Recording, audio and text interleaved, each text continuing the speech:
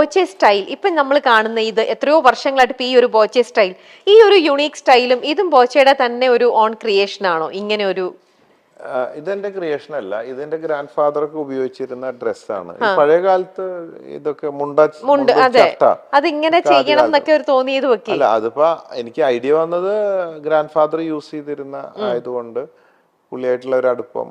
എനിക്ക് 1-ാം ക്ലാസ് 2-ാം ക്ലാസ്സിലൊക്കെ 5 പൈസ 3 പൈസ ഒക്കെ തരും മിഠായി വാങ്ങാം ആ സമയത്ത്. അപ്പൊ അങ്ങനെയൊക്കെയുള്ള ആ ഒരു ഇത് വെച്ചിട്ട്, പിന്നെ ആളുടെ കാല് ഒഴിഞ്ഞു കൊടുക്കും ഞാൻ, കാലില് നീരുണ്ട്. അപ്പൊ എരിക്കിന്റെ ഇല സ്കൂളിൽ നിന്ന് വരുമ്പോ കൊണ്ടുവരാൻ പറയാം അപ്പാപ്പൻ. അപ്പൊ അവിടെ ഞങ്ങളുടെ സ്കൂളിൽ പഠിക്കുമ്പോ അതിന്റെ അടുത്താണ് ശവക്കൊട്ട. അവിടെ ഈ എരിക്കിന്റെ ഇലയുണ്ട്, ഒരു പശ പോലെ. അപ്പൊ ഇല പഠിച്ച് കൊണ്ടുവരും.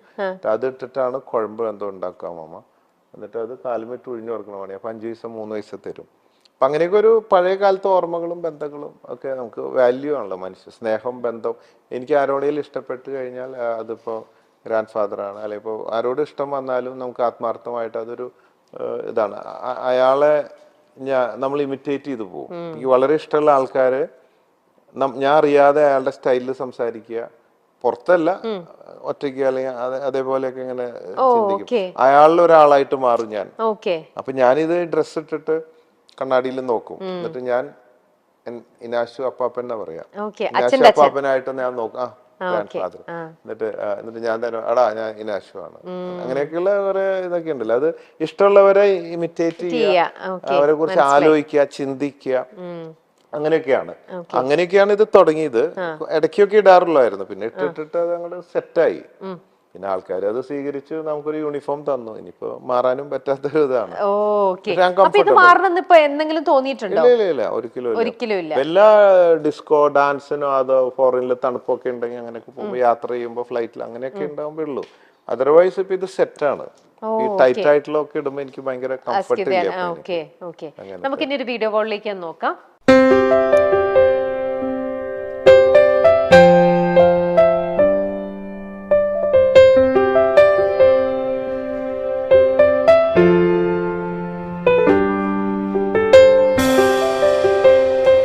ഒരു തരത്തിലുള്ള ഒരു ആഡംബരങ്ങളും ഒന്നുമില്ലാതിരുന്ന ഒരു കല്യാണം. എന്തായിരുന്നു അങ്ങനെ ഒരു? ഇത് കോവിഡ് കാലമായിരുന്നു. അതെ, അതുകൊണ്ട് ആൾക്കാർ കൂടാൻ പാടില്ല എന്നൊക്കെ നിയമം ഉണ്ടായിരുന്നു. അതുകൊണ്ട് ആഡംബരം കുറച്ചതെന്നാണോ? അല്ല, അപ്പൊ അത് ആ സമയത്ത് അങ്ങനെ ചെയ്യാൻ പറ്റില്ല എന്നുള്ളതുണ്ട്. പിന്നെ ഇന്നത്തെ കാലത്തായിരുന്നു കഴിഞ്ഞിട്ട് വേറെ സമയത്ത് ഇതിന്റെ പാർട്ടി വെക്കണം എന്നൊക്കെ പറഞ്ഞെങ്കിലും മകൾക്ക് അങ്ങനെ വലിയ താല്പര്യമില്ല. സ്വർണ്ണിടാനോ വലിയ പാർട്ടി നടത്താനോ അങ്ങനത്തെ ഒന്നും താല്പര്യമില്ല. അത് അപ്പാന്നാ വിളിക്കുക തന്നെ. എന്താന്ന് വെച്ചാൽ ചെയ്തോ, കുറച്ച് പാവങ്ങൾക്ക് കൊടുക്കുക, കുറച്ച് പാവങ്ങളുടെ കല്യാണം നടത്തി. അപ്പൊ പിന്നെ അങ്ങനെ ഒരു സമൂഹ വിവാഹം നടത്തിയാലോ എന്നൊക്കെ ആലോചിച്ചിരുന്നു. കുറെ പേർക്ക് 10 പവൻ വെച്ച് കൊടുത്തിട്ട് ഒരു 101 പേരെ വിളിച്ചിട്ട് ആളുടെ ഒപ്പം എല്ലാവരും കൂടെ ഒരു അങ്ങനെയൊക്കെ ആലോചിച്ചു. പിന്നെ ആ കോവിഡ് ടൈമൊക്കെ ആയതുകൊണ്ട് അതൊന്നും പറ്റിയില്ല, സാധിച്ചില്ല. അങ്ങനെ ഉള്ള ഒരു ഇതാണ്. ഈ നമ്മളെ എല്ലാവരും പുകഴ്ത്തുമ്പോൾ സ്നേഹിക്കുമ്പോഴാണ് നമുക്ക് സന്തോഷം ഉണ്ടാവുക. പക്ഷേ നമ്മളെ നെഗറ്റീവായിട്ട് പറയുമ്പോഴും എൻജോയ് ചെയ്യാൻ നമുക്ക് പറ്റുന്ന അവസ്ഥകളുണ്ട്. പല അവസ്ഥകളുണ്ട് മനുഷ്യന്. ഇപ്പൊ ഞാൻ പറഞ്ഞല്ലോ, ഇപ്പൊ നമ്മൾ അടിച്ചാൽ വേദനിക്കല്ലേ ചെയ്യുക. അവരോട് വേദന നമുക്ക് ആർക്കും ഇഷ്ടമല്ലല്ലോ. ഞാൻ എൻ്റെ ഒരു ഫ്രണ്ടിന്റെ ഫ്രണ്ടാണ്. ബോംബെയിൽ ചെല്ലുമ്പോൾ രാവിലെ തന്നെ ആളെ റൂമിൽ നിന്ന് ഒരു ശബ്ദം കേൾക്കുക, പെട്ടെന്ന് അടി ഇങ്ങനെ ചാട്ടവാറ കൊണ്ട് അടിക്കുക, ചിരിക്കുക. അപ്പൊ ഞാൻ ഇങ്ങനെ പറഞ്ഞിട്ട് തുറന്നു നോക്കിയപ്പോ ഷർട്ട് ഇടാണ്ട് നിന്നിട്ട് ഒരു ചാട്ടവാറ എടുത്തിട്ട് അയാൾ സ്വയം അടിക്കുക, എന്നിട്ട് ചിരിക്കുക. അപ്പൊ ഞാൻ ചോദിച്ചത് എന്താ കഥ? അപ്പൊ പുള്ളി ഒരു ആസാമിയാണ്. ആസാംകാരനല്ല, ഒരു പ്രത്യേക മെന്റാലിറ്റി ഉള്ള ആളാണ്. പുള്ളി പറഞ്ഞു തന്നത് ആളുടെ ജീവിതത്തിൽ പഠിക്കാൻ ഒരുപാട് കാര്യങ്ങളുണ്ട്. ആള് പറയുന്നത് നമ്മൾ സ്വയം വേദനിപ്പിച്ച് കഴിഞ്ഞിട്ട് നമ്മൾ ചിരിച്ച് പഠിച്ചാൽ ഈ വേദന മറികടന്ന് നമുക്ക് ചിരിക്കാൻ പറ്റും. നമ്മുടെ ജീവിതത്തിൽ പല വേദനകൾ വരുമ്പോഴും, ഇപ്പൊ നമ്മൾ ഒരാൾ വീണു, കാലൊടിഞ്ഞു, അല്ലെങ്കിൽ അത് അയ്യോ എന്ന് പറഞ്ഞ് ഓളിയിട്ട് കരയും. അതിന് പകരം നമുക്കൊരു അപകടം വരുമ്പോൾ, പലതും വരുമ്പോൾ മാനസികമായിട്ടും ശാരീരികമായിട്ടും നമ്മൾ, എനിക്ക് തോന്നിയത് ഇയാൾക്ക് വട്ടാണെന്ന്. കാരണം ഞാൻ എന്നിട്ട് പലതും ചെയ്തു. നമ്മൾ ഓരോന്നും അതാണ് ഞാൻ പറഞ്ഞത്. നമുക്ക് വേദന ഉണ്ടാവുമ്പോൾ ചിരിച്ചു പഠിച്ചാൽ നമുക്ക് ചിരിക്കാൻ കഴിയും. ഇത് ഇപ്പൊ ഡ്രൈവിംഗ് പഠിക്കുന്ന പോലെയല്ലേ, ഇപ്പൊ സ്വിമ്മിങ് പഠിക്കുകയാണ് നമ്മള്. അപ്പോൾ നമ്മൾക്ക് അതിനുള്ള കഴിവ് തന്നിട്ടുണ്ട്, സൃഷ്ടിയിലുണ്ട്, നമ്മുടെ ബ്രെയിനിൽ ഇതിലൊക്കെ ഉണ്ട്. എന്താണോ നമ്മൾ പ്രാക്ടീസ് ചെയ്യുന്നത് അതാണ് നമുക്ക് പറ്റുക. അപ്പോൾ പ്രാക്ടീസ് ചെയ്ത് നമുക്ക് ഒരുപാട് കാര്യം പറ്റും. അപ്പോൾ വേദന വരുമ്പോൾ ചിരിച്ച് പഠിച്ചാൽ നമുക്ക് ചിരിക്കാൻ പറ്റും. It's possible, I proved. അതുപോലെ വിഷമങ്ങളും കാര്യങ്ങളൊക്കെ വരുമ്പോൾ നമ്മളത് പ്രാക്ടീസ് ചെയ്യുക, അങ്ങനെ നടക്കും എന്ന് തോന്നിക്കഴിഞ്ഞാൽ അത് അങ്ങനെ നടന്നു പോകും. അപ്പോൾ അതാണ് അതിൻ്റെ ഒരു ഇതാണ്. ഇപ്പം നമ്മൾ രണ്ടും നമ്മുടെ ജീവിതത്തിലുണ്ട്. അപ്പം നെഗറ്റീവ് വരുമ്പോൾ നമുക്ക് ചിരിക്കാം, അല്ലെങ്കിൽ നമുക്ക് ഇങ്ങനെ ചിന്തിക്കാം, നെഗറ്റീവ് പറയുന്നത് ഈ പൊട്ടന്മാരൊക്കെ എന്തൊക്കെയോ പറയുന്നു, ഇവരൊക്കെ വിഡ്ഢികള് എന്ന് നമുക്ക് വേണമെങ്കിൽ നമുക്ക് തോന്നും. അവർക്ക് തോന്നുന്നത് നമ്മൾ വിഡ്ഢികളാണ്, ചിലപ്പോൾ നമുക്ക് തോന്നുന്നു ഇവര് വിഡ്ഢികളാണ്. അപ്പോൾ അതൊക്കെ ഒരു തമാശയായിട്ട് എടുത്ത് ചിരിച്ച് നമ്മൾ അങ്ങനെ അങ്ങോട്ട് പോവാണ്. അത് എൻജോയ് ചെയ്യാൻ പറ്റും. ചിലപ്പോൾ വേദന എൻജോയ് ചെയ്യാൻ പറ്റും, അസ്വസ്ഥതകൾ എൻജോയ് ചെയ്യാൻ പറ്റും. അതൊരു മെന്റലാന്നൊക്കെ പറയും ചിലപ്പോൾ. മെന്റലാവാം, എന്ത് സ്റ്റാറ്റസ് ആയാലും ആയ അവസ്ഥയെ ഉൾക്കൊണ്ട് അത് സ്വീകരിച്ച് ഒരു അക്സെപ്റ്റിംഗ് മെന്റാലിറ്റി ഡെവലപ്പ് ചെയ്തുകൊണ്ട് ശരീരത്തിനെയും മനസ്സിനെയും അതിനെ പാകപ്പെടുത്തിക്കൊണ്ട് സ്ട്രോങ് ആയി ഏതവസ്ഥയിൽ അത് സ്വീകരിച്ച് മുമ്പോട്ട് പോകാവുന്ന ഒരു സംവിധാനത്തിൽ എത്തിച്ചേരുക എന്നതാണ്. അതുകൊണ്ട് ഇത് രണ്ടും സാധ്യമാണ്. അടുത്ത കാർഡിലേക്ക് പോ. Prevention is better than cure.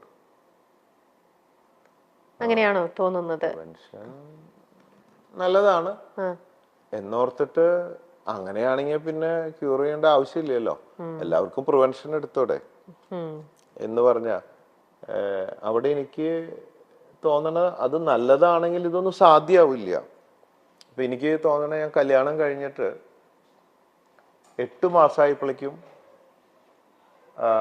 Wife pregnant ആയി. രണ്ടുപേർക്ക് ഇത്ര പെട്ടെന്ന് വേണ്ടായിരുന്നായിരുന്നോ? അപ്പൊ അവിടെ പ്രിവെൻഷൻ ആവാമായിരുന്നു. പക്ഷെ കോണ്ടോ സാധനങ്ങളൊന്നും ആ നേരത്തെ ഉപയോഗിക്കാൻ പറ്റിയില്ല, എല്ലാം പെട്ടെന്നായിരുന്നു. ആക്രാന്തം പിടിച്ച പോലെ എന്ന് പറഞ്ഞ പോലെ ഈ പ്രിവെൻഷനൊക്കെ നല്ലതാണ്, പക്ഷെ ആ നേരത്തെ അതൊന്നും നടന്നില്ല. അങ്ങനെ കുട്ടി ഉണ്ടായി.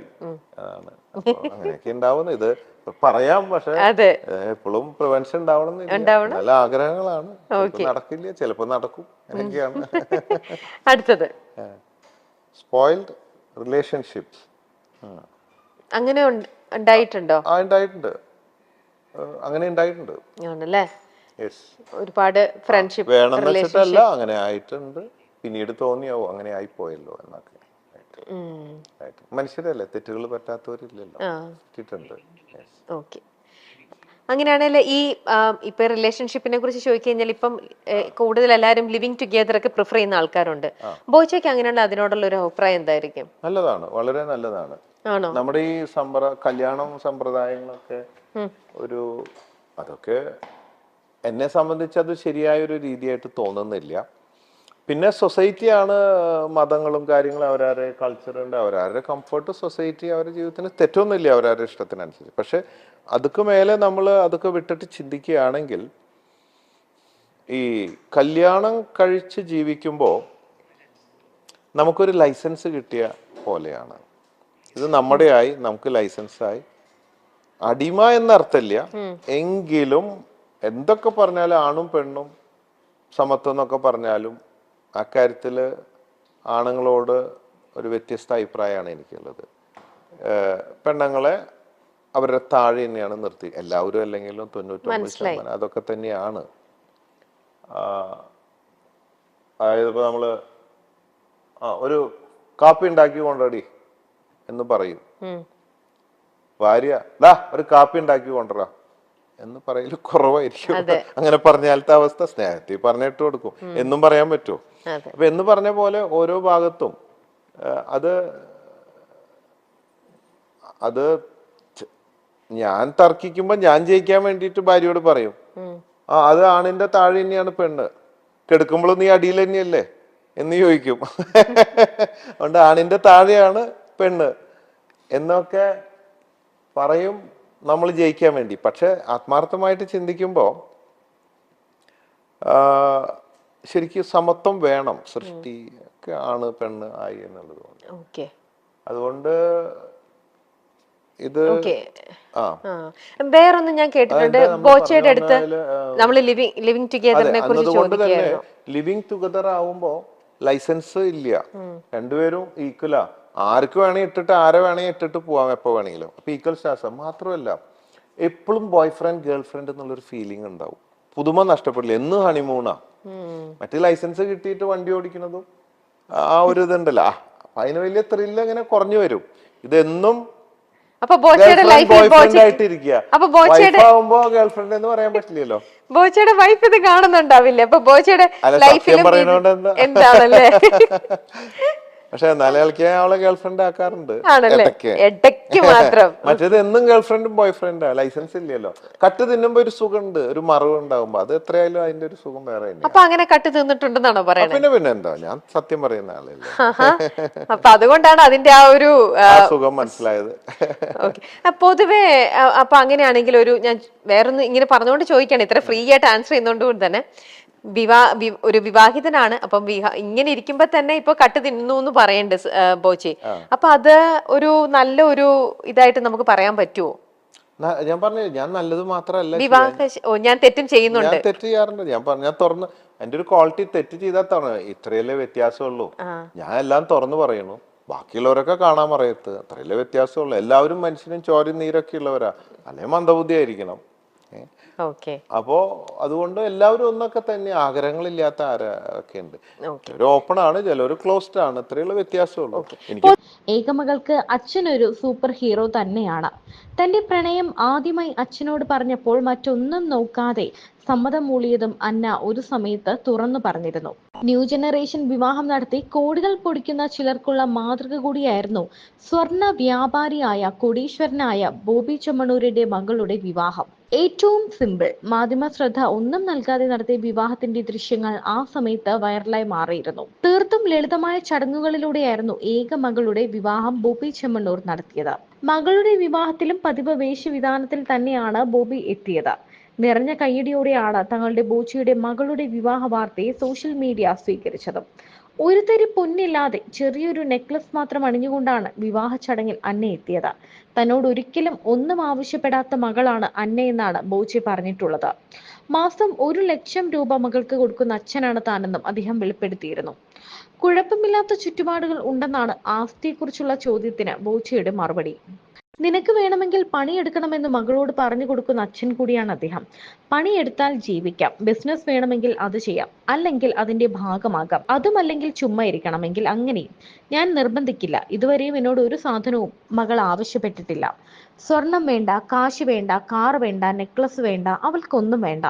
ഒന്നും ഇതുവരെയും ആവശ്യപ്പെട്ടിട്ടില്ല. ജീവിക്കാൻ ഒരു മാസം 1,00,000 കൊടുക്കാറുണ്ട്, അതുകൊണ്ട് അവർ ജീവിക്കുന്നു. അതിൽ കൂടുതൽ ഒന്നും ചോദിക്കില്ല, ചോദിച്ചാൽ കൊടുക്കും. പക്ഷെ അവൾക്കൊന്നും വേണ്ട. 10,00,000 രൂപ കൊടുത്തിട്ട് അടിച്ചു പൊളിച്ച് ജീവിക്കെന്ന് പറയുന്ന ആളല്ല താൻ. പണിയെടുത്ത് ജീവിക്കൂ എന്ന കാഴ്ചപ്പാടാണ് തനിക്കെന്നും ബോച്ചി പറയുന്നുണ്ട്. 2021 യാക്കര സെന്റ് മേരീസ് ചർച്ചിൽ വെച്ച് ജൂലൈ 12-നായിരുന്നു അന്നയുടെയും സാമിന്റെയും വിവാഹം.